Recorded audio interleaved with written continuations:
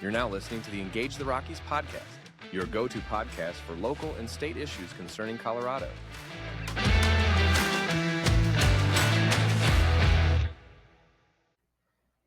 Hello, Rockies. This is Sarah Jane Maroney, your host for Engage the Rockies, your go-to podcast concerning local and state issues for Colorado.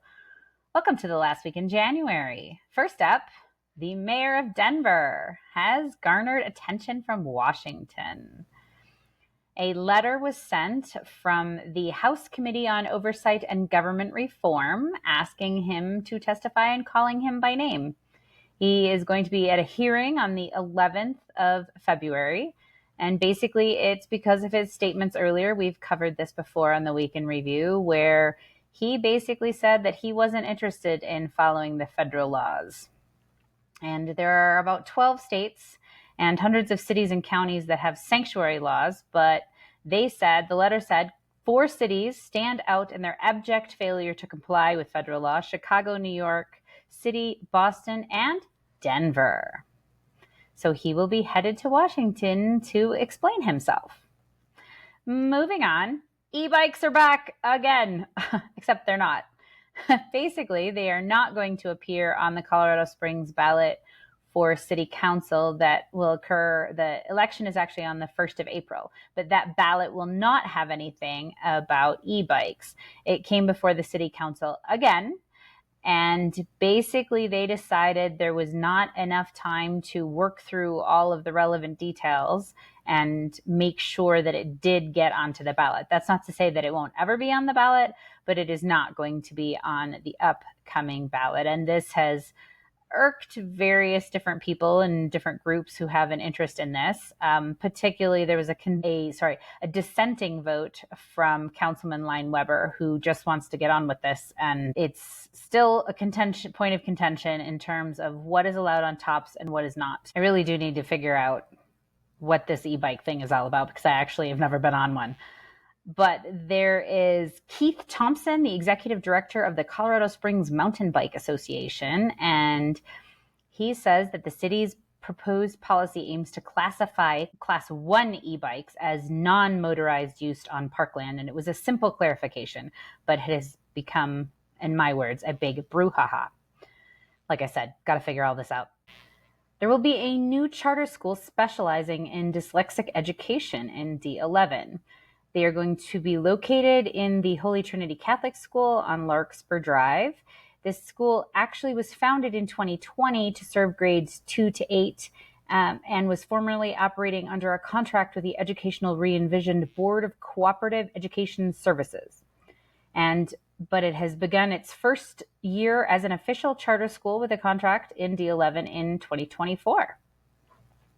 The thing that is specific about Orton is that it allows each student, a daily 1-hour reading therapy from a certified academic reading therapist at no additional cost. Orton's enrollment recently totaled 116 students, so exciting times ahead for this new chartered school in D11. Did you know that the Crossway, producer of the ESV Bible, actually have a dyslexic Bible out? I thought that was quite interesting, as this article does say that 1 in 5 students have dyslexia, a neurological disability that affects a person's aptitude for reading, writing, and spelling, and presents greater challenges for success in schools. Something that will appear on the Colorado Springs ballot in April for the 3rd time in 6 months is that the Springs voters will be asked to decide whether they want to allow recreational marijuana sales within the city. You might think, but I already voted on this. Basically, there's a lot of confusion. And so now the city council is going to place a repeal or a potential repeal, a question on the ballot about repealing the other part, because it was a little bit too confusing for everyone. Although it is interesting that attorney Mark Gruskin, who writes ballot questions as part of his profession, told the council on Tuesday that not one member of the public, not one member of this council, no one objected to the title as set. Were you wrong then? And the title was fair and would not confuse voters, or are you wrong now? This is an actually very interesting question. They were very, very difficult to discern between the two. So I think that this is City Council's way of trying to reconcile this and put the repeal of the passing on, because it didn't really make a lot of sense. But they have also approved a 5% sales tax on recreational marijuana sales, and the tax revenue will be directed to a special fund spent on public safety, mental health programs, and post-traumatic stress disorder for veterans. And they passed that sales tax program in 2020 separately from the retail sales question. Moving a little further afield, DPS, yet again, has come into attention from the U.S. Department of Education, claiming that the changes and discrimination in their all-gender restroom have discriminated against female students. And they are investigating reports because East High School converted an all-girls restroom into an all-gender facility. In a statement, Scott Pribble, the district spokesman, said that the all-gender bathroom was added as a result of a student-led process that reflects our commitment to inclusivity and student voice leadership and empowerment, providing a welcoming space for all. When asked why he hadn't converted an all-male bathroom into the all-gender bathroom, he said, "It is easier to convert a girl's restroom to a gender-neutral restroom simply because of the type of hardware." Also in Denver, federal agents took nearly 50 illegal immigrants into custody in an early morning raid in Adams County. They targeted what federal authorities deemed as a, quote, makeshift nightclub, unquote.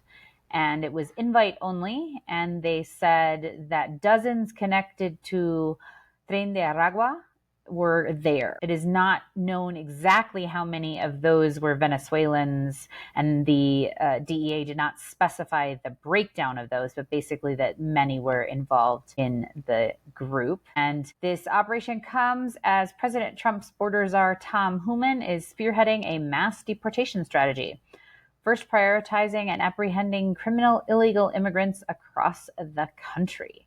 And they are saying that flights have also begun to send those individuals arrested back to their home countries. And the Drug Enforcement Administration and the Rocky Mountain Field Division said that agents, as well as partners from offices of Homeland Security Investigations, Immigration and Customs Enforcement, and the Bureau of Alcohol, Tobacco, and Firearms all were involved in this particular arrest in Adams County. And finally, closer to home, the Colorado Springs County Commissioners have made a resolution. The county commissioners are putting their public support behind implementing Donald Trump's executive orders. There are 12 different points here. I'll rapidly fire through them. Protecting the United States from foreign terrorists and other national security and public safety threats. Securing our borders. Protecting the meaning and value of American citizenship. Realigning the United States Refugee Admissions Program. Clarifying the military's role in protecting the territorial integrity of the United States. Declaring a national emergency at the southern border of the United States. Protecting the American people against invasion. Guaranteeing the state's protection against invasion, ending radical and wasteful government DEI programs and preferencing, defending women from gender ideology, extremism, and restoring biological truth to the federal government, any future orders of substantially similar form or substance, and finally, any orders rescinding past executive orders contrary to the board's previously stated goals related to illegal immigration or the wasteful use of taxpayer funds on behalf of DEI or related initiatives. And then they have directed the county attorney to look for anything related to discretionary program funding, immigration, federal funding, and identify areas that state or local law might conflict with any relevant executive order, an analysis of the federal funding compliance, highlighting necessary adjustments to current practice that will maintain the county's eligibility for and optimize the use of any such funds, and recommendations for corrective actions in related to those, and finally, legal advice on how to utilize federal resources in line with these executive orders. So thank you to the county commissioners for upholding the president's executive orders. And those are the top stories for the final week of January in 2025.